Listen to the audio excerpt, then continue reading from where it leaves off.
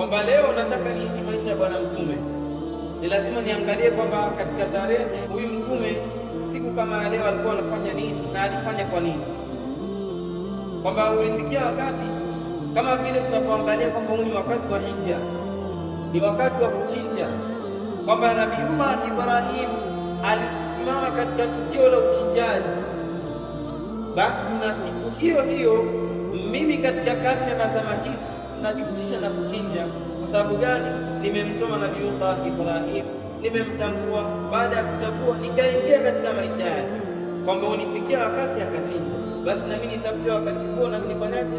Nichinje. Sasa na vile vile katika maisha ya Bwana Mtume na watu wake ni lazima ujiingize katika maisha yake, kwamba ilifikia siku tarehe 11 ya mwezi wa Dhulqaada amezaliwa Al-Imam Ridha. Ni namna gani familia ya Bwana Mtume ilikuwa na furaha?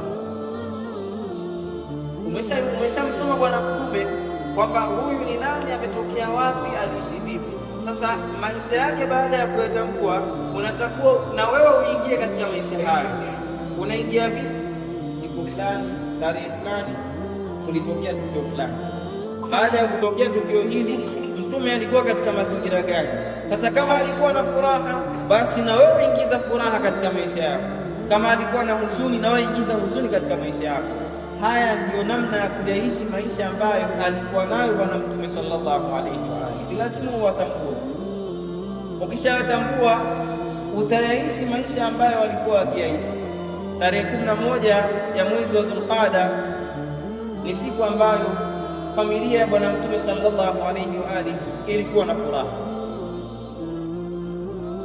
Mimi na wewe ambao tunajivunia Bwana Mtume, mimi na wewe ambaye tunajivunia matunda ya Bwana Mtume, tunaitazama vipi siku kama hii? Kwanza kabisa tunatakiwa tuitazame kama siku ambayo ni ya furaha katika maisha yetu. Kuwa na furaha katika siku ambayo alikuwa na furaha Bwana Mtume, ni wazi kabisa wewe uko na Bwana Mtume.